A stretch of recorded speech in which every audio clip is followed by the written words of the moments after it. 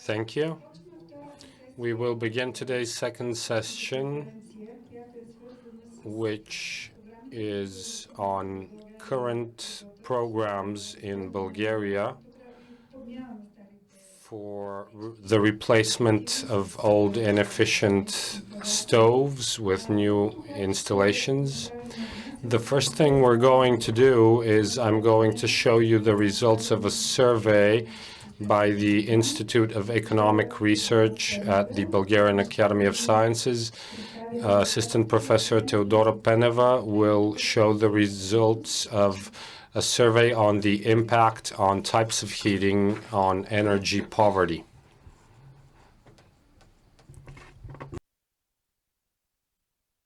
Thank you. First, I would like to say that the title of the presentation is wrong.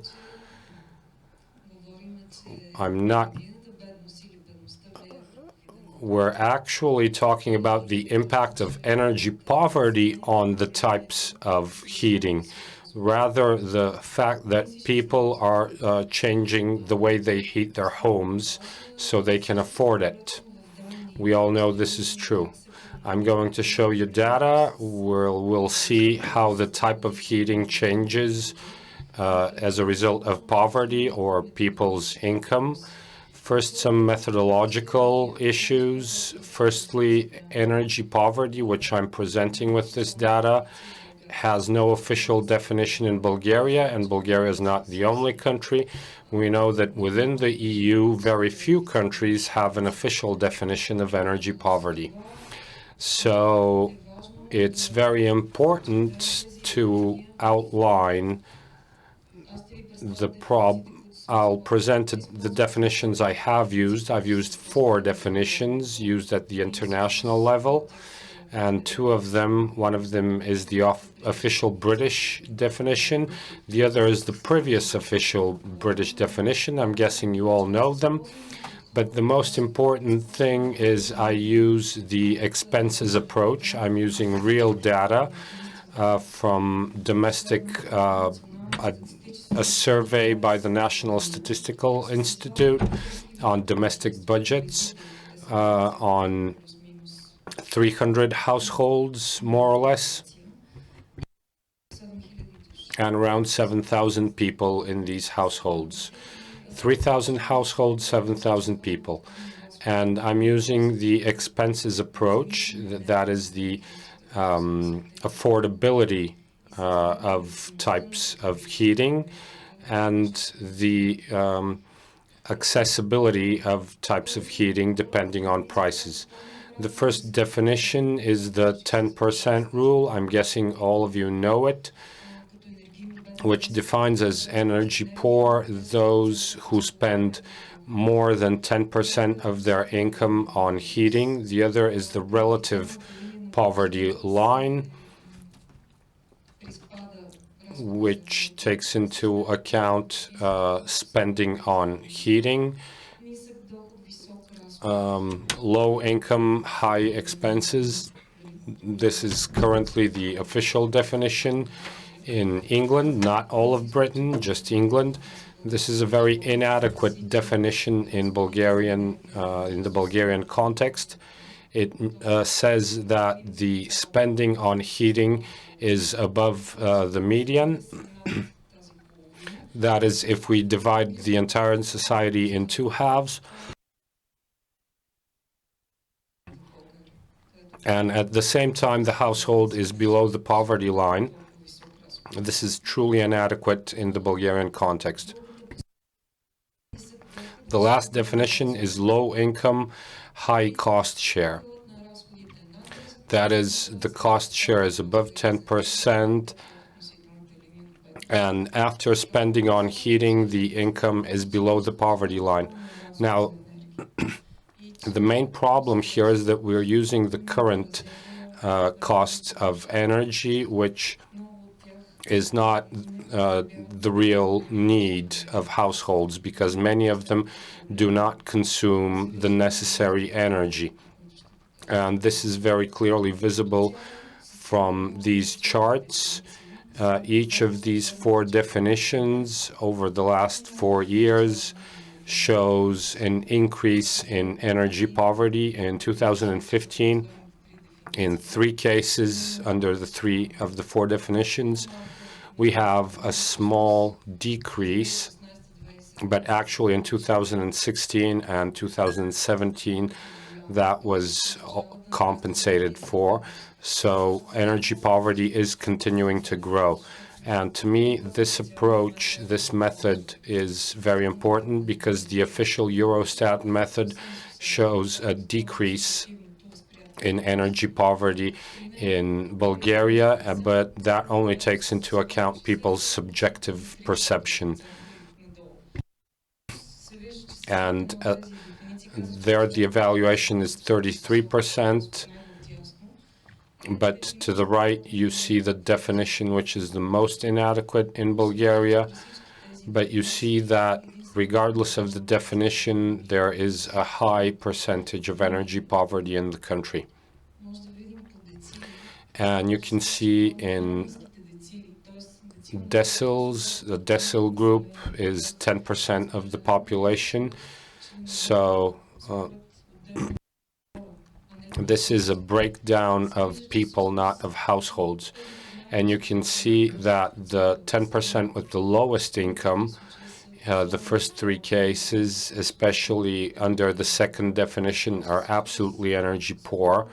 And actually, the sum of the first 3 deciles with the lowest income in 2014 was 14.5 of the total population.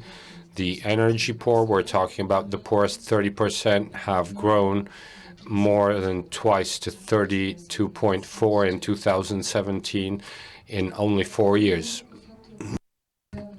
There are several factors here impacting this data. There has been a lot of changes in the official definition of the poverty line over this period. So I've used the poverty line of the survey itself, which is 64% of the median, unlike what the Statistical Institute uses, is what 62, then 60, then they add inflation. So I decided to stick to 60% of the median. Now, these were technical notes, the results themselves. We have the different types of fuel,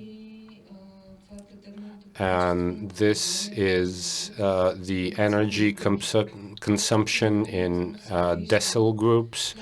And here you can clearly see how electric energy is pretty much between 56 and 65%, depending on deciles. The different types of heating, depending on income, is much clearer.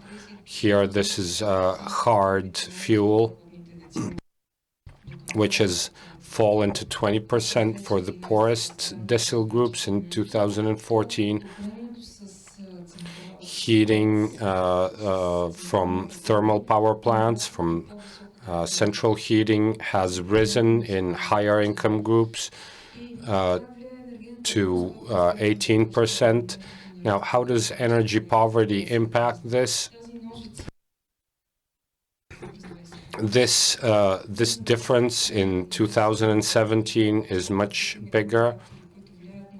We see that central heating has fallen to almost 1%, but surely the increase in hard fuel to 44% is a huge difference over 4 years. And here you can see that even households with the highest income to the right have decreased their consumption of hard fuel to 16%, and we have an increase in central heating to 23%. This means that we have a higher level of inequality. I think in the previous slide there was some data on inequality.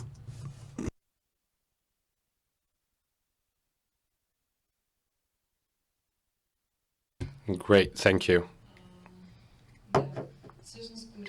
Actually, the Gini coefficient has grown to 39.6, and these are inequalities that also impact the type of heating. Again, if on average the use of electricity is less sensitive to the prices and income, this is not the case in hard fuel and central heating.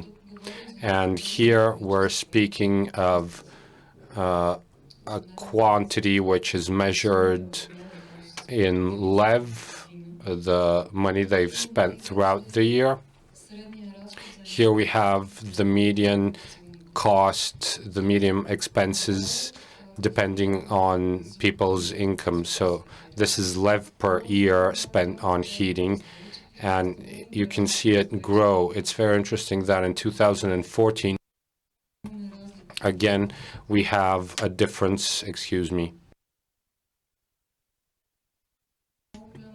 Again, we have a huge difference between the energy consumed in the last highest income group and the lowest. So here there's a difference between electricity and hard fuel. This is a very small difference in 2017. It has shrunk. So you can very clearly see the impact of income on the type of heating used. And you can see the net income in different groups over the different years. And you can see that the group with highest income has grown from 18,000 to 38,000, whereas the lowest has grown from 3,000, from 2.9 thousand to 3, so it's almost nothing at all. So inequality is growing, and in energy consumption, the difference is not that big. It has grown again in the highest income almost twice. In the lowest, it has grown from 500 to 644. So this adds to inequality, and we can see that households use the way they heat their homes to be able to afford it, depending on their income. Here we have the average expenses of the energy-poor households, their spending on heating. In the beginning, I mentioned that the type of heating is not a separate indicator in any statistics, neither of the National Institute nor the budget. Nobody asks households how they heat themselves. They just add up how much people spend on the different types. Many households use several types of heating, also because electricity is used for other purposes also. So this is one of the main faults of all surveys, Silk included, I think, and something we would like to change in the new statistical surveys. On the whole, analysis is based on these charts. I have developed an indicator and analyzed factors, but results are not satisfactory. In that sense, the consumption of energy-poor households, defined as seen above, shows that depending on the definition, whether it's the 10% rule on the left, low income, high cost on the right, this is the relative poverty line, which has changed between 2014 and 17 also. And again, you can see that the difference has decreased between electricity and hard fuel. Here, again, we are talking only about energy-poor households, so they are flexible as regards electricity. It has, to a great extent, been replaced by hard fuel because of their income. So basically, these are my results. There would be a lot more to say. I had very little time to prepare, but I think statistics in decile groups are rarely shown, and I think there's a lot more to be researched. Thank you. Да, има въпроси, разбирам. I see there are questions, but first we will have the presentations and then you'll be able to ask the questions. So the questions will be asked before the lunch break. An extremely interesting research. I'm sure there'll be a lot of questions. Poverty with all its dimensions. What this correlates to what our colleague from Serbia presented. The decrease in using central heating, which actually is an advantage that municipalities should take advantage of. They should attract citizens to use central heating in order to have faster and better results in terms of air quality.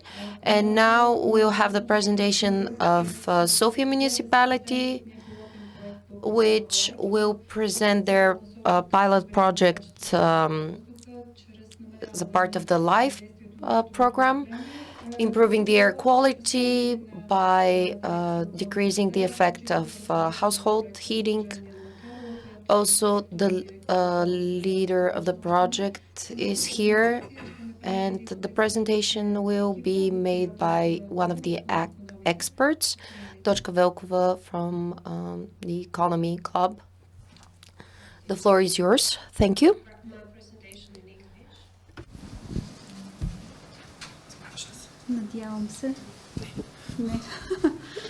So while the presentation is opening, I want to say a few words about the integrated project. This is the first and the only integrated project in Bulgaria. It is a special kind of project financed under the LIFE program of the European Union. And it started in 2019.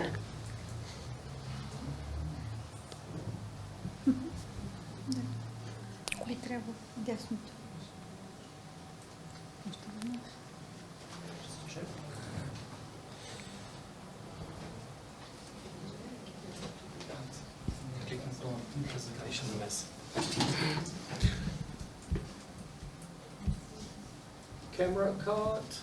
It's okay.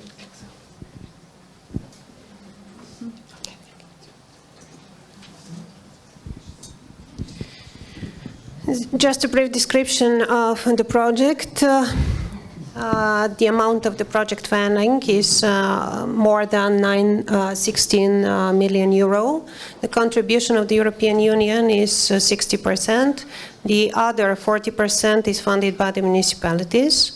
The project is with a duration of 6 years, starting 2018, but actually the beginning was on the 1st of January 19. The coordinating beneficiary, so the main beneficiary, the contract signatory, is Sofia municipality.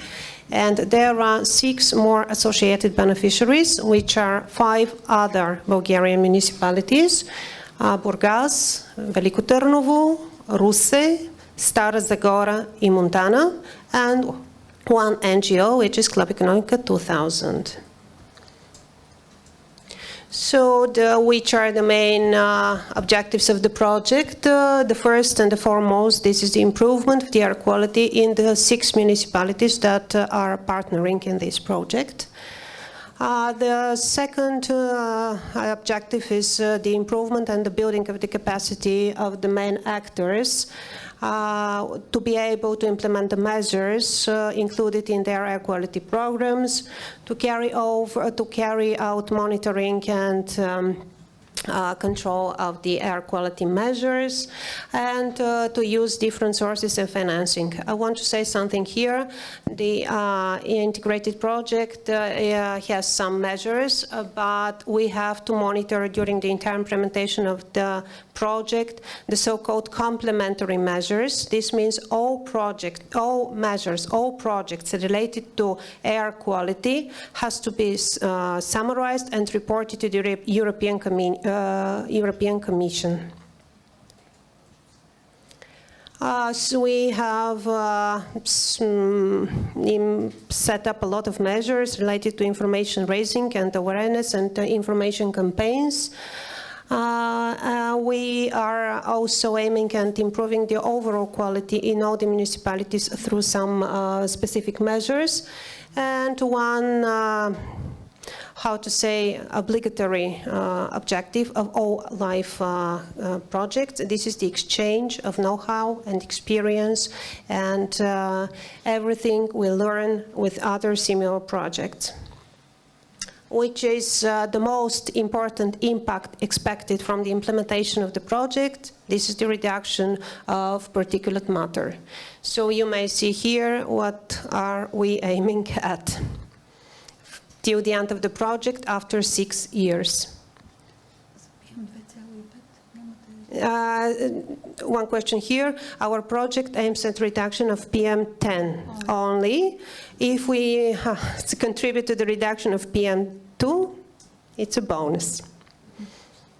So where are we now? Here, we just started the implementation of the second phase. The first phase was the so-called preparatory. We prepared for the second and the third phase of the project. The first preparatory phase contains some actions, they call them actions, which are related to preparing the scheme which under which will the devices of the households will be replaced.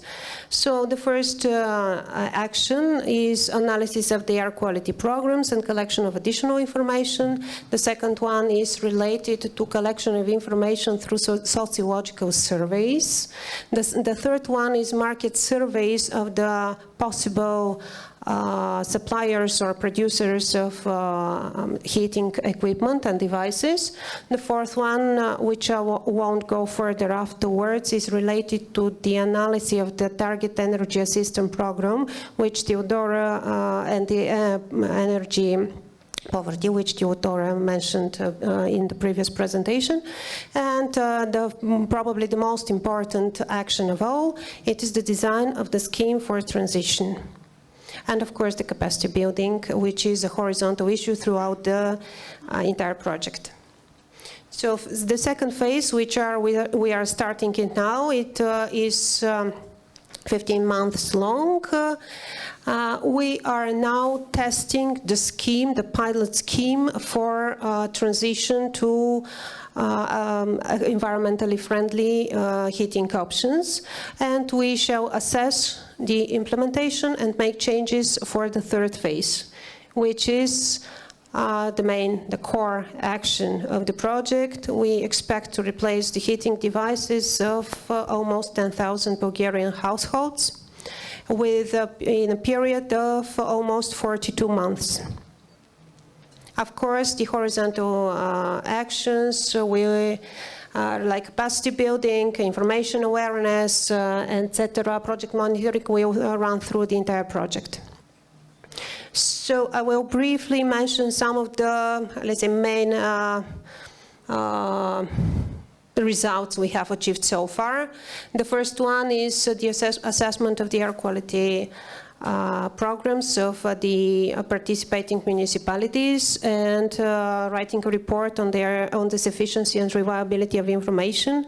And every municipality hire air quality expert for their territory, which are collecting information that are needed to update the next air quality programs.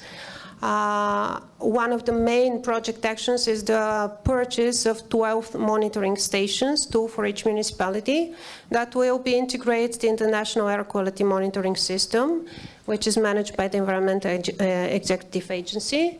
And we elaborated a specific plan for replication of the integrated project. It is not mentioned in this presentation, but we have two, formal groups of this project. The first one is the steering committee, which is comprises members of each of the beneficiary of the project and one member from the environmental program environment.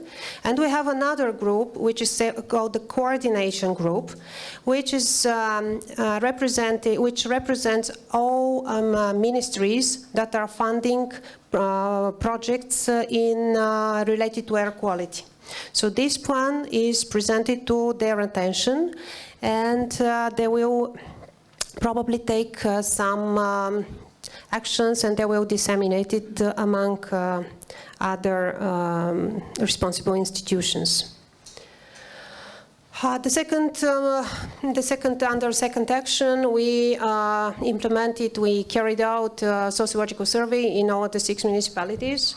You heard about the lack of the sufficient data, so we made, quite exhaustive samples in all 6 municipalities, and we collected a lot of information that we need to include in the design of the scheme afterwards. And we very in detail studied the options present and possible and wanted for the replacement of the heating devices. And on the basis of the analysis of the sociological surveys and the information from the first action, we were able to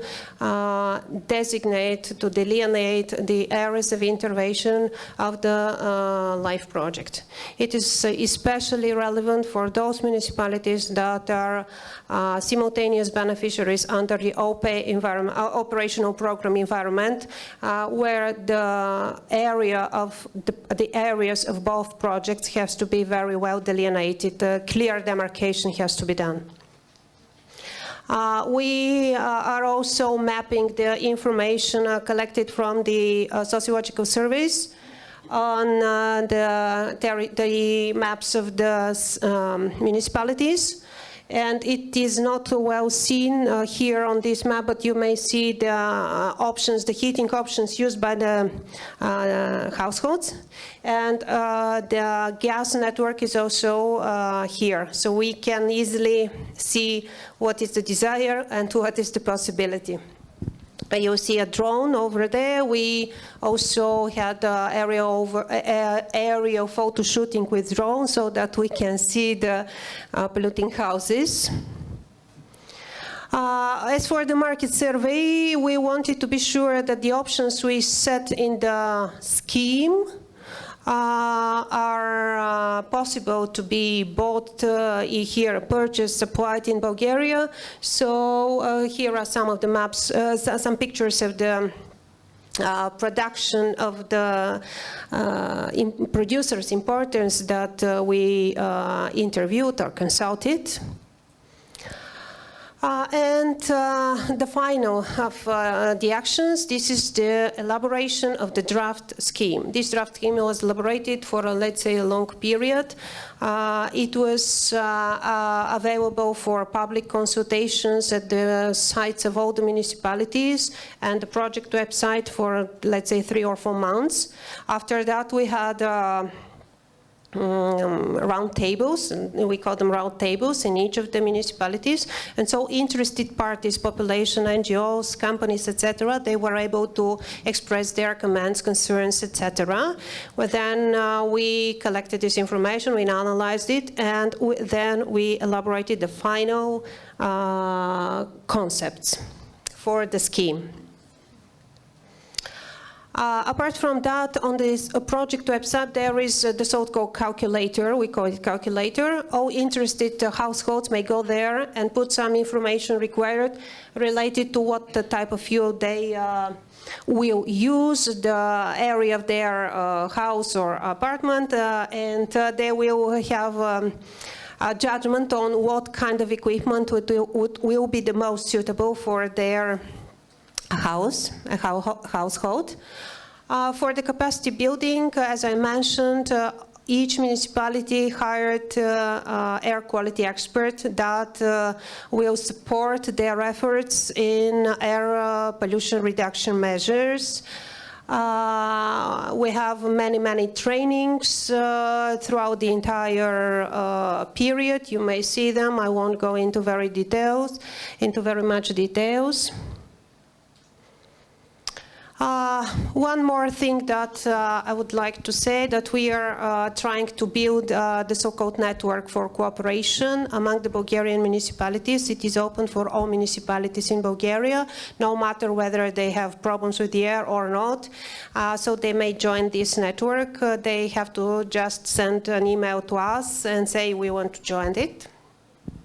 So far we have received emails from only 14 municipalities. As for the communication of the project, we are now contracting a company that will do all the information and publicity events. But I want just to mention one thing, that we have, this is the project website.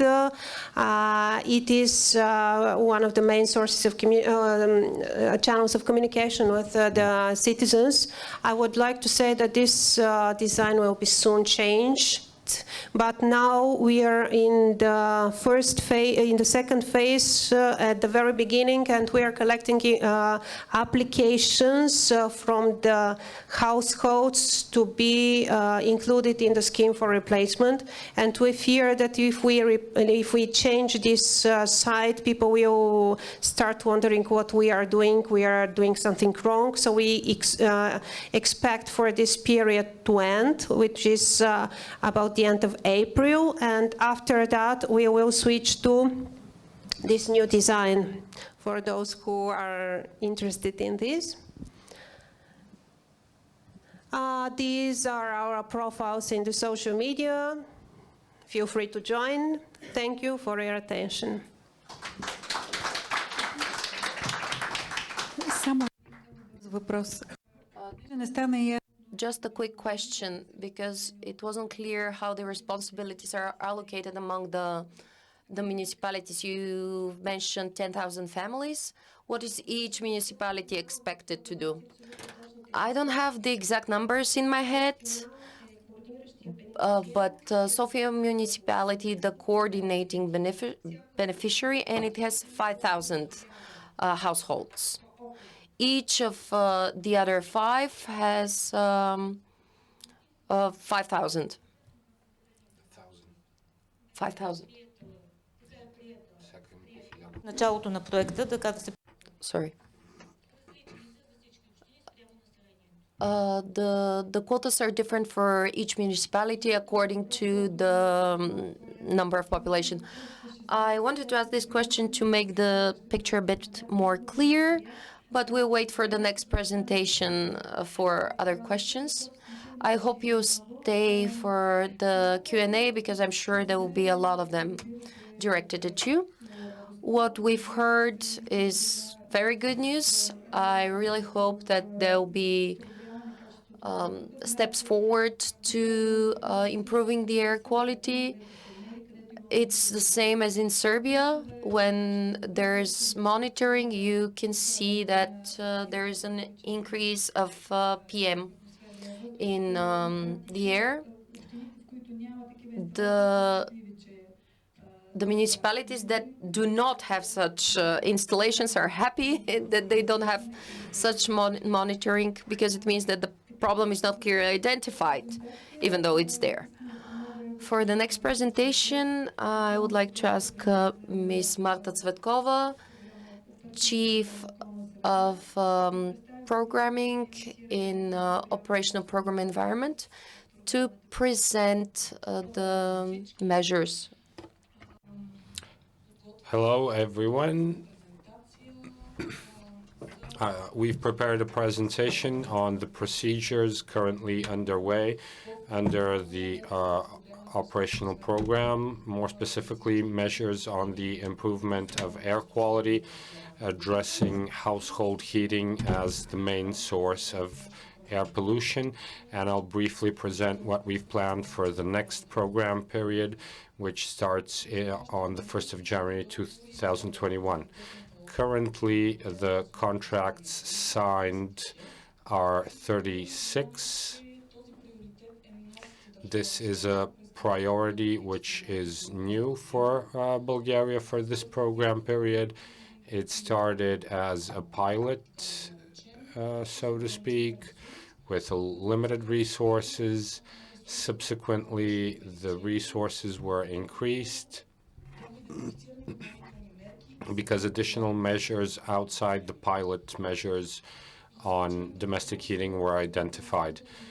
The contracts are worth 713,000 lev. Currently, only 195,000 have been paid because the main measures started in 2018, 2019, and in accordance with the requirement that beneficiaries supply new heating stoves. Everything is taking a little time, but we hope that within 2023 everyone will successfully carry out their projects. Currently, we're not expecting that they will not. Current projects are soft measures, such as increasing and improving the monitoring system and developing plans for municipalities on air quality, which is compulsory under the current legislation, and our two measures: improvement of air quality, addressing household heating, and measures on transport as a source of pollution, which is an additional measure to the replacement of old stoves. We're also replacing the old vehicles in public transport. As regards household heating, the procedure was developed in very close cooperation with representatives of the European Commission. Initially, the advice of the Commission was to concentrate on a smaller number of municipalities, which we managed to reduce to 7. So we are a little bit beyond the allowed number of beneficiaries. These are Burgas, Vidin, Dimitrovgrad, Montana, Plovdiv, Smolen, and Sofia. The Commission asked us to multiply the project under the LIFE program, which was just presented, by drafting the procedure with the same step-by-step principle. The first step is technical support for municipalities to identify which the hotspots are, where the biggest pollution is, which the households are that are most in need, what their problems are. There is no ban on hard fuel in the country. So we needed to offer households enough different options. I'd like to draw your attention to the fact that for this program period, the main goal is support for the improvement of air quality, that is, reducing the number of PM, energy efficiency, and a decrease in CO2 are beyond the focus of intervention. Of course, we realize that we also have an impact there, but that is not the focus of the operational program. You see the expected results in decrease in PM10 and a contribution to the country's pollution, because we know that there's a penal procedure in the EU against Bulgaria. The funding is 100 million lev and is supposed to be carried out over 55 months. The first stage is analysis and surveys, developing the program, the scheme for the replacement of stoves, and this should be done within the 31st of May 2021. We see that some municipalities are doing better than others. Some started first, so we are expecting for them to be ready soon. The alternatives that we offer for the replacement of old stoves are pellets, natural gas, central heating, electricity, air conditioning, And based on analysis by the World Bank, it has become clear that this is an efficient measure because of the energy poverty of much of the Bulgarian population. Bulgaria can replace old hard fuel stoves with new hardwood stoves, which are eco-design. All of this is detailed in the project. It is permissible, and in light of the new Green Deal, which is yet to be accepted on the national level, the next program period, it's not clear whether we will still be able to do that. We're discussing it with different interested parties, and it will be accepted or refused following a central decision on the national level. Investment measures are based on the results of the first stage. They must be within the national measures in the program on air quality improvement, voted in 2017 and in vigor until 2024. And it includes the most urgent measures to improve air quality, with the goal of stopping the penal procedure.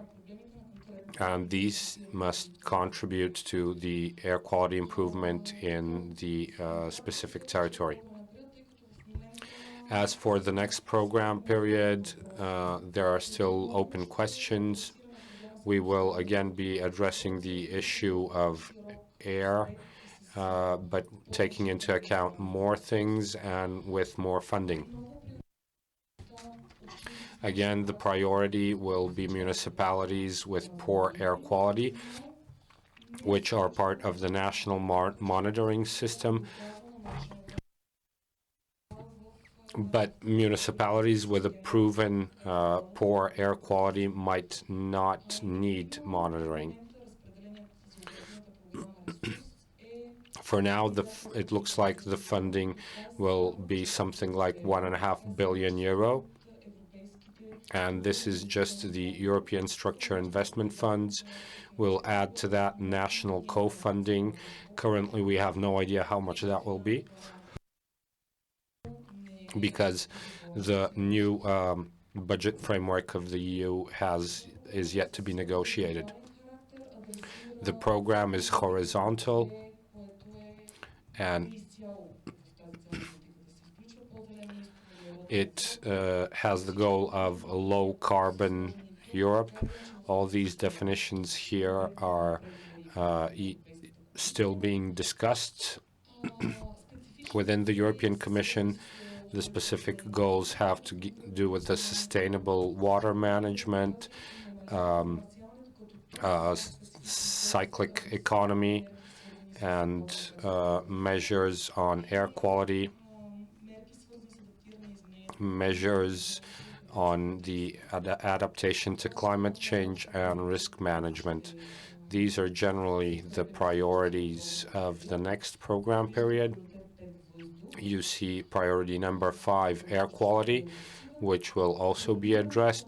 We are currently planning as a main measure, again, the replacement of heating appliances on hard fuel. We are also discussing the methods to do this, whether it will be through low emission zones or will just encourage the replacement. That is still an open question being discussed in the working group. And it's an important element for the program process. In this working group, we have representatives of all interested parties.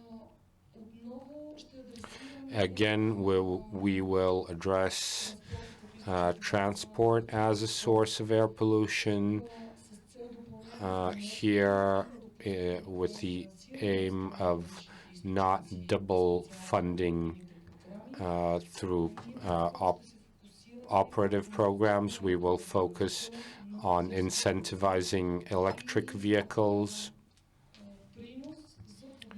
and incentives for the replacement of old vehicles. And the idea is to phase out Euro 1 and Euro 2 cars.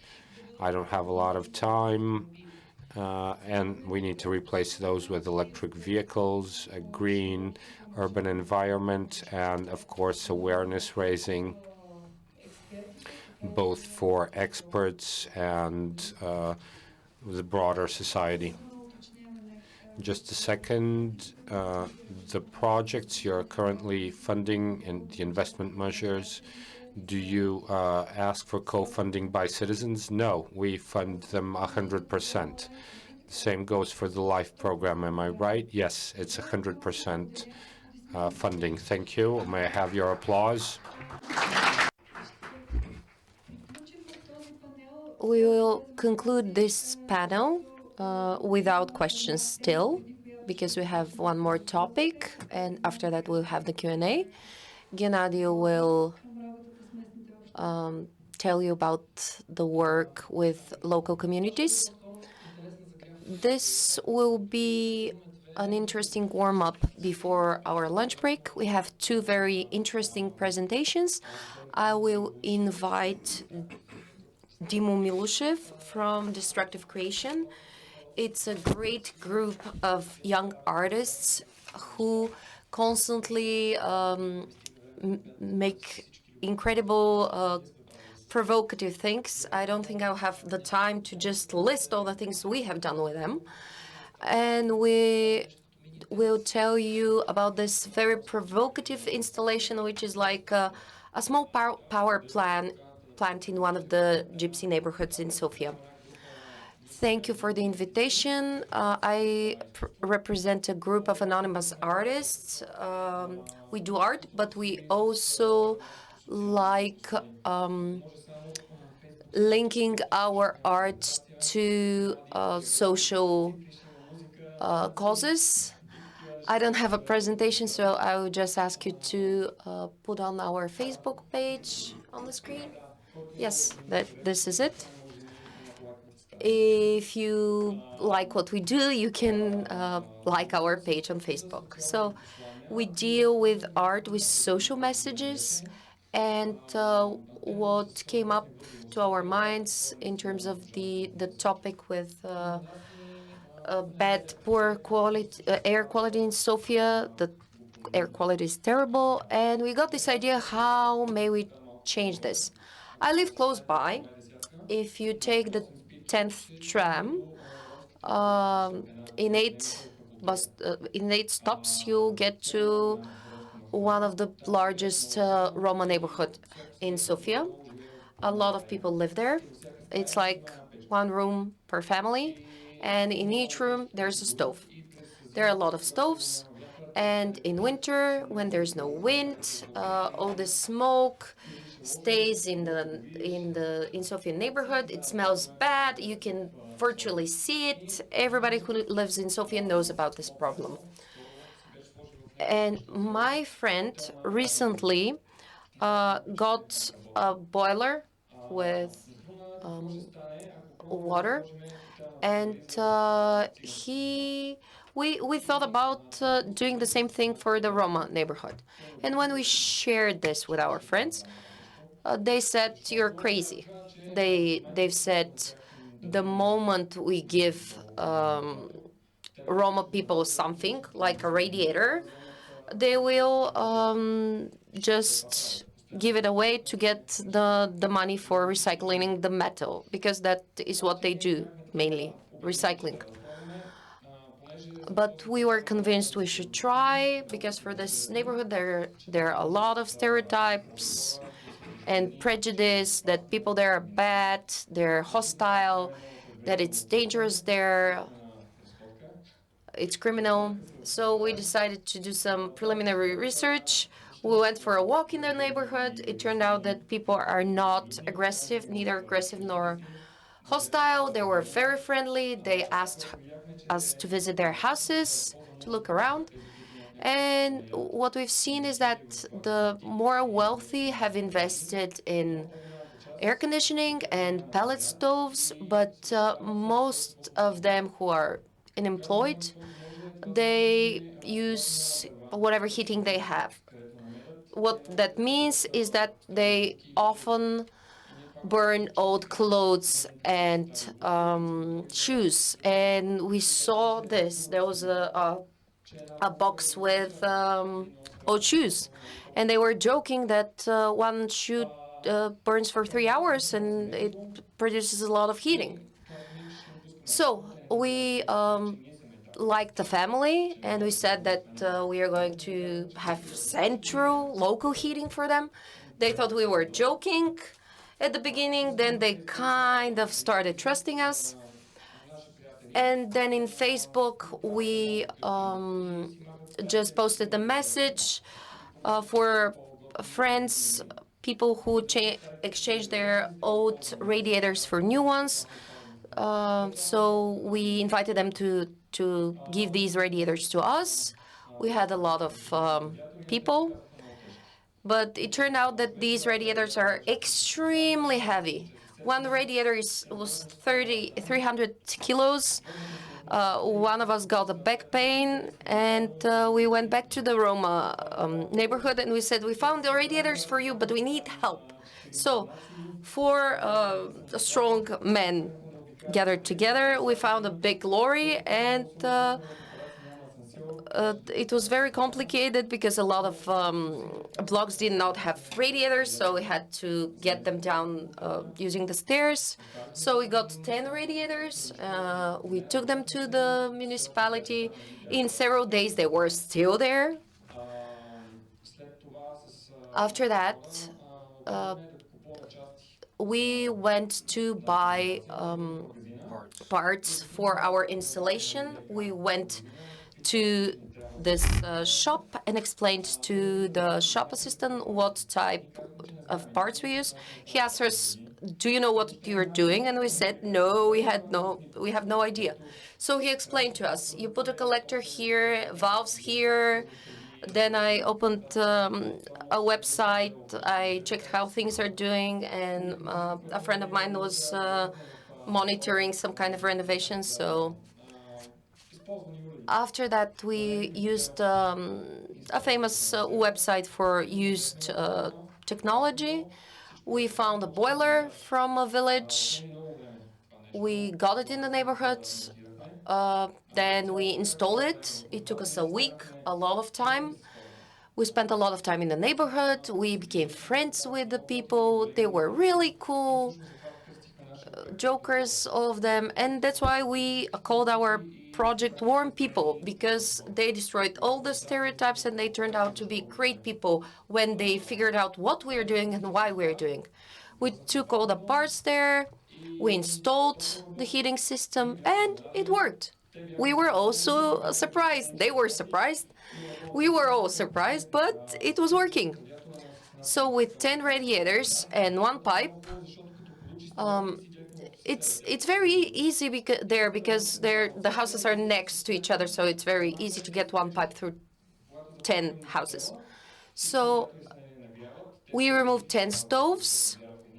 When we fired up the boiler, they saw that everything was working. And now instead of 10 stoves, we have just 1 stove.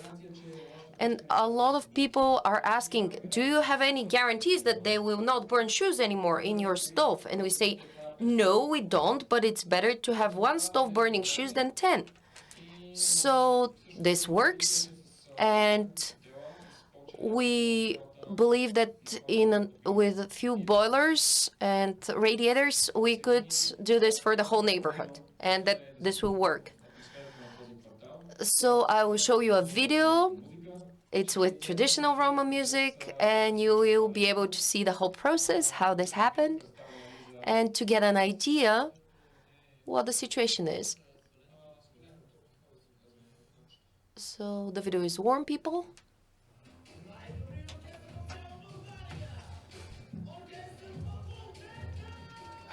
So it says the best orchestra in the whole of Bulgaria, the Fakulteta Orchestra.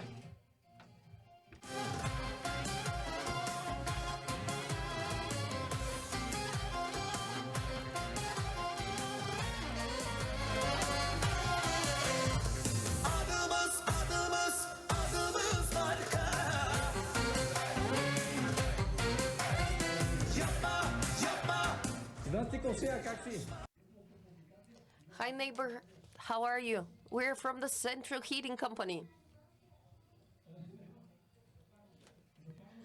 We're going to provide central heating for you. Who? We are. No, you're joking. No, it's not a joke. You're joking.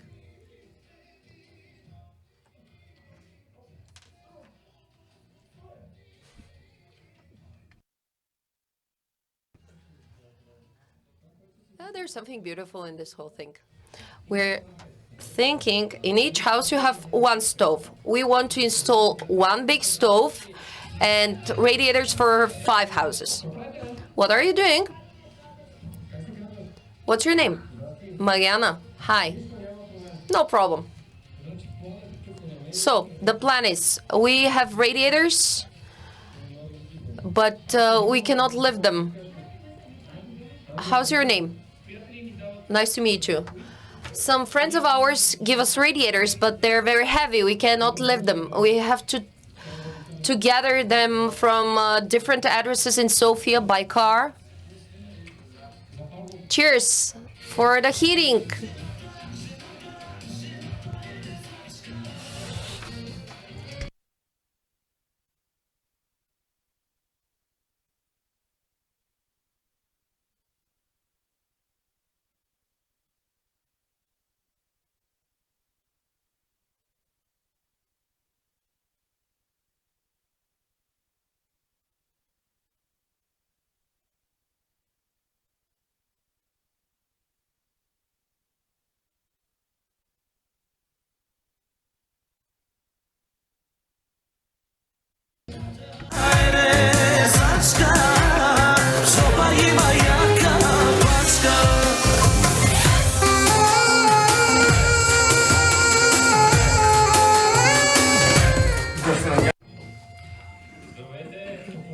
Hello, Central Heating Company.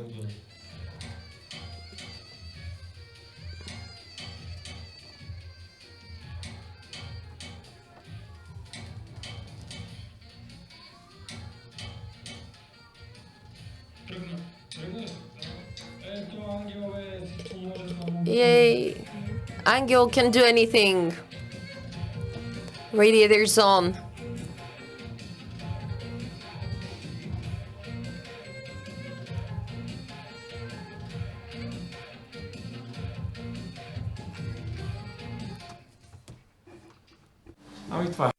Well, that's it. Thank you.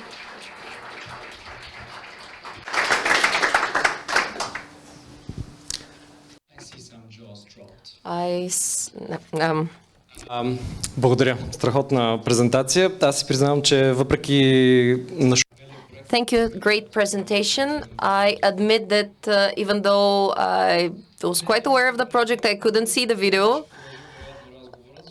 Today we will not have, we don't have more time, but next time we'll continue the next conference. We'll continue the conversation.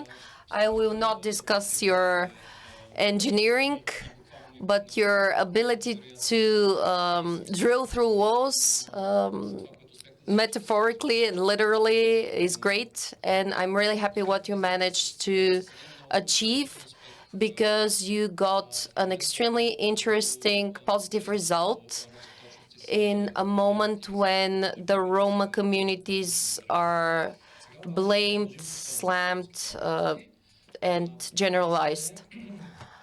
We'll continue our topic about the Roma communities. We have 2 more representatives who are representatives of both the municipality and the Roma community in Slatina, and they will tell us a bit more about how diverse the Roma community is from within, so they're not all the same.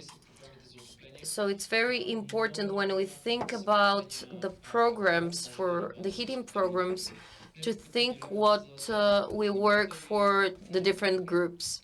Something like the dilemma of Peter with the therm pump and the new kitchen. Slatina. Deputy Mayor of the Slatina region, and Anton Chinkov, responsible of the integration department, counselor, advisor on environment, and pretty much everything. Thank you for this presentation and for your attention. First, I would like to give the floor to my expert so he can give you an idea of the situation on the national level, and I will focus on the situation in Hristobotev, which is a neighborhood in Sofia, which is a bit different from Faculteta. My admirations to the colleague who's done this in Faculteta. By the way, in Hristobotev in '96, I installed my own local heating system, and just like you, I didn't know what I needed. There was this company called Pretty that was the only one that sold stoves like that, and that's how I started, but I did manage to do it back in '96. Hello, and thank you for the opportunity to be here with you. The idea of the entire conference is unique, and we truly feel privileged to be able to be with you today. I would first like to thank Gennady and everyone who worked for this. Since very recently, maybe 3 or 4 months, we've been holding these offices that we have now. I'd like to present the situation on the national level, and then we'll talk about our neighborhood. As a whole in the country, the Roma minority is one of the big minorities. According to various data, it's between 800,000, it's around 800,000 according to different sources. Now, the Roma mostly live in the major cities, and we say Roma or Tsigani, but they're actually very different communities. Now, the main difference is there are 3 different categories known as Rudari, which are the most numerous, Yarli, and the third, Kaldarash. Now, the biggest group, as I mentioned, Yarli, who then have 2 subgroups, Bulgarian Roma and Turkish Roma, as they are known. And then they have different subgroups. In Sofia, we mostly have the so-called Bulgarian Roma. What's typical of Bulgarian Roma is we have several Roma ghettos or neighborhoods in Sofia. And according to our observations,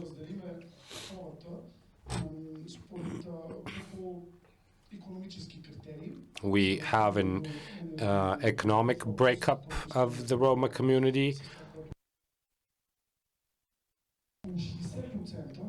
Around 60% of the Roma in the country live in extreme poverty. They're marginalized, and many of them actually don't have any property. They don't have their own homes. Some of them live in makeshift homes, in basically what they've managed to put together. Many of them have no permanent address. They've moved to major cities from different regions in the countries to look for a job, to look for better life. Often they move to free spaces within the city where they built their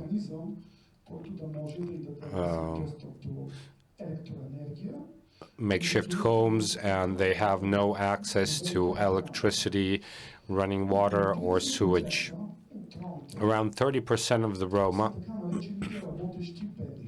are the so-called working poor. But let me first speak about the first group. There are people who have no access to electricity, or they have access to electricity through someone in the neighborhood who has a legal house, and illegally they have electricity from that house. Now, the second category would be the working poor.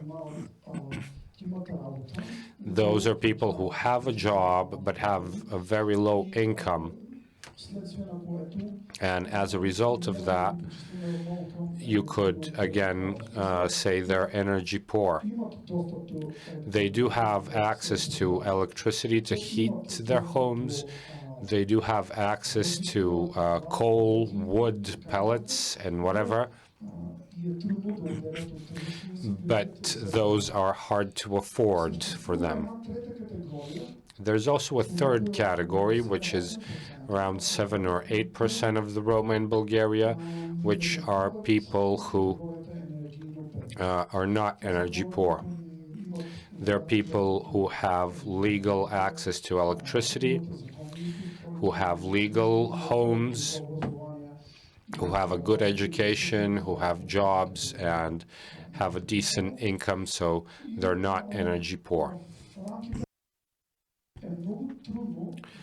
So it's very difficult to choose one single mechanism to apply to the entire Roma community. But to be more specific, Mr. Christoph will tell you more details about the Hristo-Botev neighborhood and its specific situation. But what I can say is your idea is incredible. You truly gave us an idea of the atmosphere in the neighborhood. This is the reality of the situation. And these people very often, you mentioned burning shoes, very often they are forced by their social and economic context they live in. They're forced to turn to these alternative heating methods, which are not at all environmentally friendly and not something to be proud of. Now I would like to give the floor to Mr. Christoph. I would just like to mention one last thing. In all of Sofia, we, the two of us, as people who are part of the Roma community, who have the opportunity to work in this direction towards the solution of this problem, the problem of domestic heating. I think that if there's more understanding and more readiness on the side of decision makers to include the Roma, what you've done, you went to these people and you said, we need your people to transport the radiators. You didn't just give them something, you actually involved them in the process, and compliments for that. Thank you. I would like to thank Mr. Chinkov. Hristo-Botev is one of the old neighborhoods in Sofia, which existed prior to '59. Officially, it's not a Roma neighborhood. It only became a Roma neighborhood after '98. It used to be populated by Bulgarians, but once the industry closed down after the fall of the regime, most of the Bulgarians moved from the neighborhood and the Roma came in. So now around 90% are Roma and around 10 Bulgarians. Between 10 and 12,000 people are registered there, between 2 and 3.5 thousand children, around 7,000 voters. What kind of people live in this neighborhood? Of course, when you look at Faculteta, which we just saw, you think it's probably not much different in Hristo-Botev. Actually, it is much different.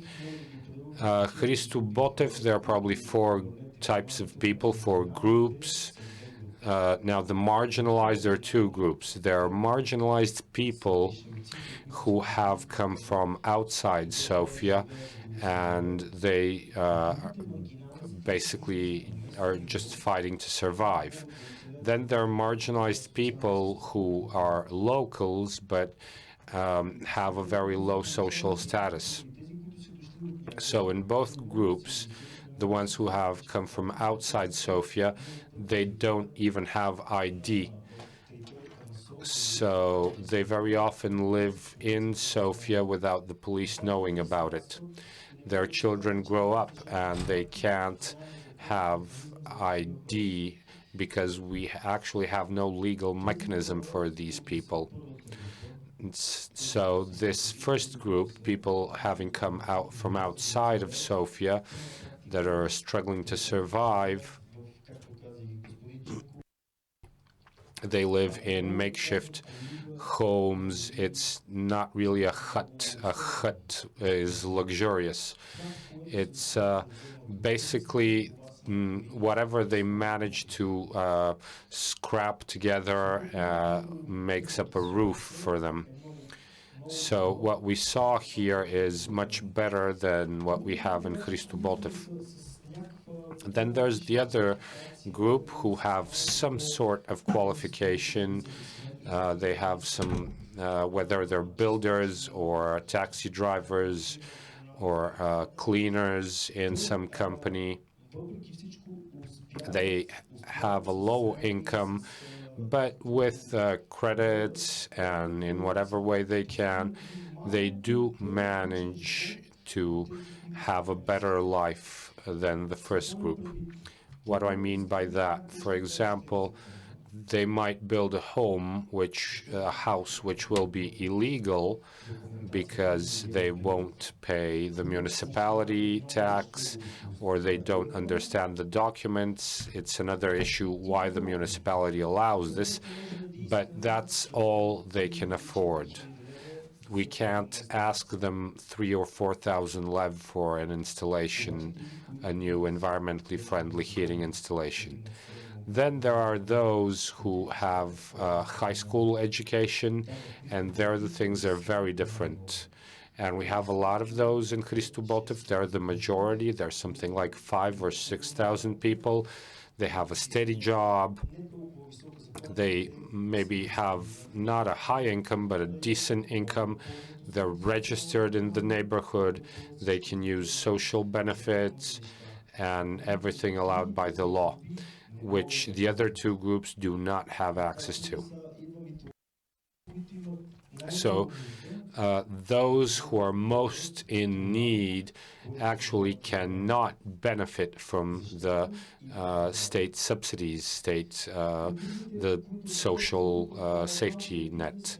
Then there's the group of small businessmen. We might call them people who have the same living standards as average Bulgarians. They have air conditioners or they heat themselves with pellets. Their houses have good insulation, so pretty much the same standard of life a Bulgarian, an ethnic Bulgarian will have. So what can we do about the first two poorest groups? Hopefully, God willing, there will be understanding on the side of decision makers, and they will be given a chance, those whose homes are illegal, those who are completely marginalized, will be given a chance to have a different life. Take them out of that situation and put them somewhere where you can show them an example to follow. In Hristobotev, between 2004 and 2008, 6 new apartment blocks were built with funding from the World Bank, and that is a wonderful example, a wonderful model. They exist. There are municipal homes. People live there and they pay rent. They're keeping them in good condition. They look pretty good. It's another issue that as they were being built, there was considerable corruption, and a lot of the funding was actually pocketed by some people. But this is a good project to be multiplied, because it's actually 1,000 or 2,000 people who are in need in Hristo Botev, not a lot of people. I just want to say that the LIFE program, which was mentioned, could be very adequate in this neighborhood. We think that the LIFE program, which was mentioned,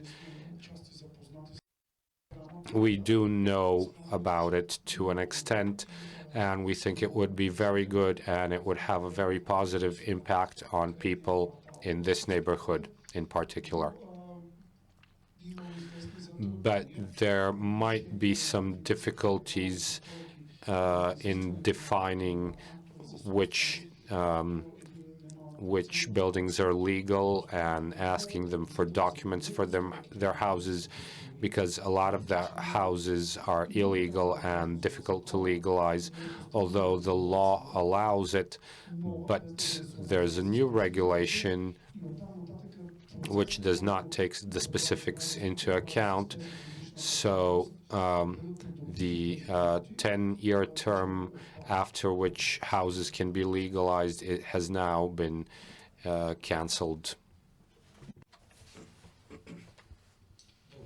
Thank you. Asya, I'll give you a microphone so that we could both take questions. I think that this was a great lift of the curtain about issues that we speculate a lot in our community, and will give us a totally different idea of how Roma communities function. There are a few questions, and I would like to ask you for 10-15 minutes of patience so that we can ask our speakers. The questions are not that many, but first, on behalf of Dr.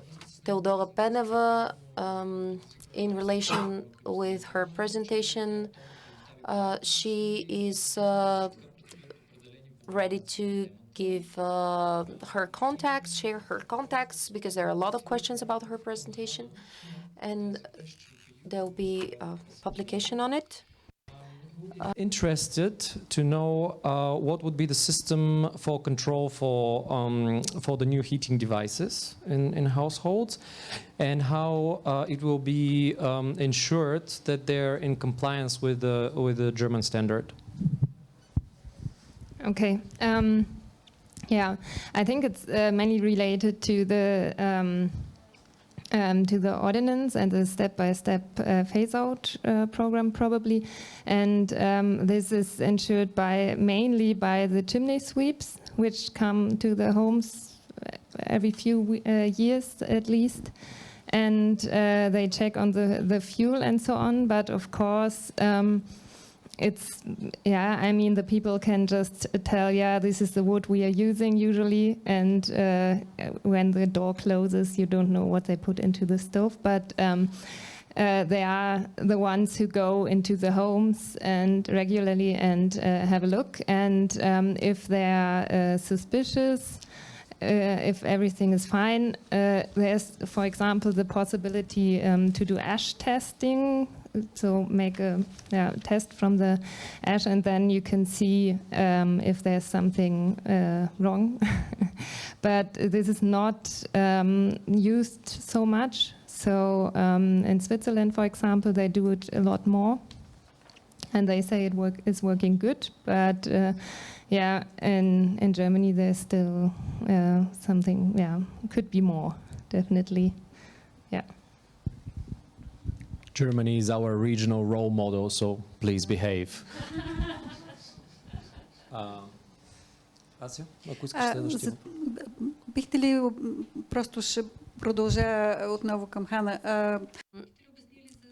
Would you explain more about the Blue Angel label that is going to be mandatory? afternoon presentation. So if you are here, then I can tell a bit more about it. Yeah. Благодаря. I have a question.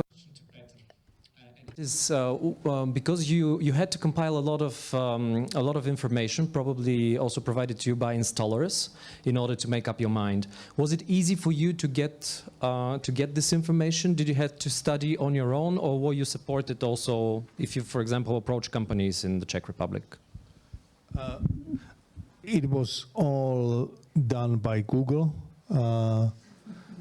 I think it's, generally there is, it is not a problem to get information. This is not, none of the technologies, it's unused. We had during the break the discussion about how easy it's to do a floor heating. I was checking again by Google. All right. I was checking again by the Google, and actually that's the 17 millimeters is the thickness of what you put on the floor, and then you need to put something on it, like a ceramic staling and things like that, which probably would be 8 millimeters. So I was not doing any sort of research in the sense of I would be choosing a company, because then I would be getting a projects and offers and things like that.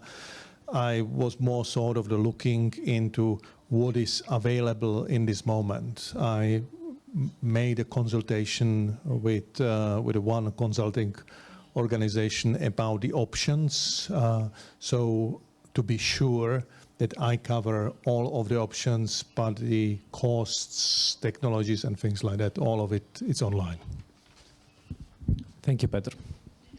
Да, има въпрос по отношение. There's a question about the live program, an online question from Ms. Mikova. Does the live program envision renewable resources such as thermal pumps and solar? Can the renewable sources take part in order to in the process in order to achieve long-term results, especially in terms of energy poverty? I don't know whether Sylvia will be able to respond, but what I want to add is, what I want to ask is related to the assessment of present condition by each of the municipalities, because it's we are all aware that if we don't have adequate data, we will not have adequate solutions. Do you think that this sociological research and area pictures of drones are enough? Don't you think there should be more in-depth systemic work with the households, one by one interviews, checking insights in order to have objective information? Isn't this project the means to apply this approach? Because for all of us, it's clear that identifying the sources of pollution is the most difficult part. And the second aspect is what the colleagues from Slatina spoke about, as well as destructive creation.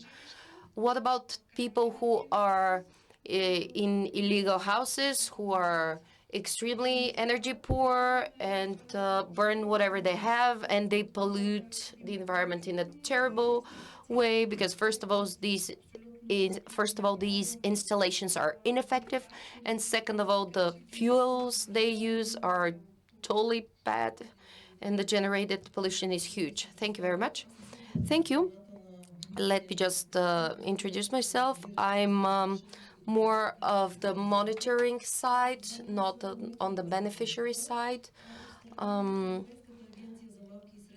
I'm from the European Agency for Small and Medium Enterprises, which finances this project and is responsible about it. And through a framework partner, we're doing this. And I'm a part of the consortium which is monitoring how the projects are implemented. And this is what I would like to see as well. And of course, the beneficiaries base their activities on what they have written down in their application, but they should pay attention to certain things. In response to the first question about the renewable resources, during the assessment of the project, I was not a part of it because I became a part of the project later. No such appliances, permissible appliances, were identified. The appliances were as described by the colleagues from the operational program. Air conditioners are not permissible, and this last option of stoves with wood and coal are neither. How we end up with this result, I cannot explain, but I also do think that this is an option, a possible option for future procedures, because these two initiatives are only the beginning, and I'm very happy that I was able to participate in both of them, because a year ago I was a part of the team who announced this procedure under the operational program, and now I'm a part of the monitoring on the LIFE program. So we will plan future initiatives for sure. And here it turns out that natural gas, that gas is like of highest priority. But air and climate are two different things in terms of these projects, and we need to have some balance. And I believe that we will have to consider this dilemma: pellets, gas. There needs to be a balance. And also the renewable resources should be incorporated in the mix. They're not a part of the mix right now. Another question that was asked, which is extremely important and interesting for me, if I could share something from the kitchen, so to say. One of the significant recommendation on behalf of the monitoring was because during the first, there was a person from the communication team from the funding organization, and these projects rely a lot on citizens to take initiative to participate. So these projects cannot take place unless people actively apply. So we encourage the municipality to take all necessary actions so that people can hear about this. And they're a part of the reason why we are all breathing poor air, polluted air. And it depends on them what we breathe in the winter, because household heating is the main culprit for PM. And what our colleagues from Biała Slatina told us, and from Destructive Creation, their example is extremely motivating. I think and I believe that this is how we should work with people. The municipality, if they want to make things happen, they should attract and involve people who are enthusiastic, who would approach people in order to include them, so that people could hear and could realize that it depends on them, it's up to them. Not that we should not work like, we have this website, we have this these meetings, and we are having pictures of people attending meetings in suits. This is not the way. Unfortunately, the topic with the illegal houses, I cannot share anything much optimistic. Because if we give grants, we require people to have ownership. So maybe there should be other initiatives, more creative ones, who could like do-it-yourself initiatives. I don't know exactly how to formulate it. Because without ownership, nobody will give grants. I mean, nobody will give a subsidy to someone who's not even an owner of the respective house. So I'm sorry about my response, but this is it. So actually, this is a very long topic, which is not a subject of our conference today. May I just ask a question? There's a question for destructive creation.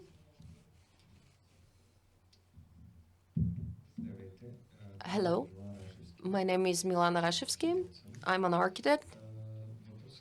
My question is, as a citizen of the Sofia region, not of Sofia city, to a large extent, the problem with pollution in Sofia is due to the satellite villages around Sofia, because almost everyone who does not have access to central heating is using solid fuels. And until recently, there were no subsidies for people who are not a part of Sofia municipality and want to change their heating systems. Is there a plan for this to change for people who are not citizens of Sofia, the city itself, but are inhabitants of the region, so that they could receive such subsidies? So I have information about both programs, so I could give you some information. Sofia municipality for the city of Sofia is a beneficiary under both projects. On the website of the LIFE project, the zones for intervention are published on there. So this LIFE project is the first one. And there are three towns which are beneficiaries on both projects. And the map, actually, which is uploaded on the LIFE website, gives an idea how the regions will be separated. Because mainly due to bureaucratic reasons, it will be very complicated if one house is subsidized under LIFE, the next one under the operational program. It's not even according to neighborhoods, but to regions. A lot of criteria is taken into account when these areas, zones were formed. One of that is air pollution. Also, as a part of the program for air quality of Sofia municipality, it is written according to dispersion analysis of the air quality. It's clear that air is air. Therefore, the air directive does not even incorporate cities. It separates each territory, like each country, in zones. So air is there, it moves. The pollution disseminates, but it depends on the wind, on currents. I'm sorry to interrupt, but I would like to ask specifically, I'm not speaking about neighborhoods. I'm speaking of municipalities such as Elin Pelin, Kostinbrod, Gorna Malina, specifically satellite municipalities around Sofia. Are there subsidies for them, and can they change their installations? Currently, there are not a part of these projects. We are speaking about municipalities here, because the trespassers, so to say, are municipalities. But I want to emphasize one more time that the European directive is about zones. Well, This information is from the monitoring stations, based on the monitoring stations. We are actually starting with the most problematic municipalities, because as much as the neighborhood municipalities contribute, we see what happens in Sofia, especially in terms of topographic reasons. And in a word, you don't have a chance right now. You don't have the opportunity. Thank you very much for taking questions who are for people from different institutions who couldn't stay, which is always very unfortunate. We are a team, so the life motto is very interesting because monitoring is not someone who controls and tries to find something wrong, but someone who helps finding common solutions and recommends improvements. I'm sure that even smaller municipalities will become a part of this program. So last question to destructive creation.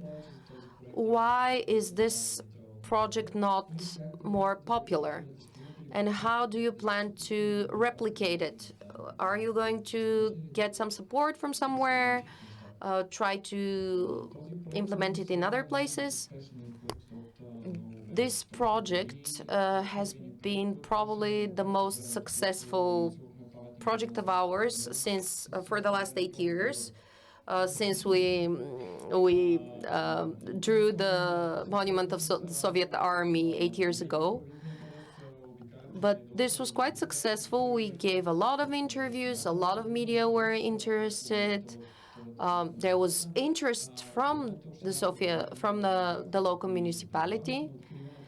The local municipality provided 2 lorries of timber, wood, and also there were people who donated more parts. We have ready materials for 2 more installations. A lot of people wrote to us that they would like to donate radiators and boilers.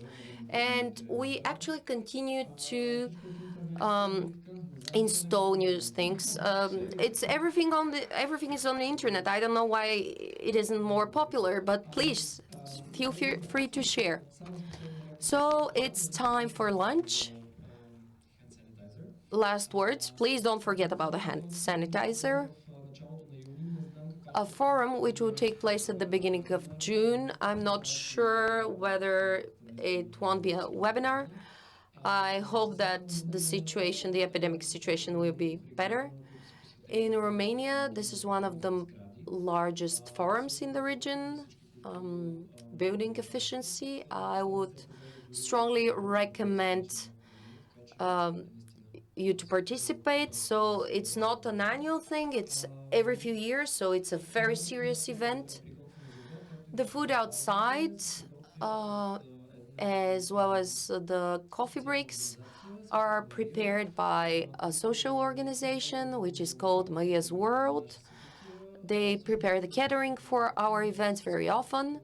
This organization works with people who have different mental disabilities, and I just want to tell you that they're always great.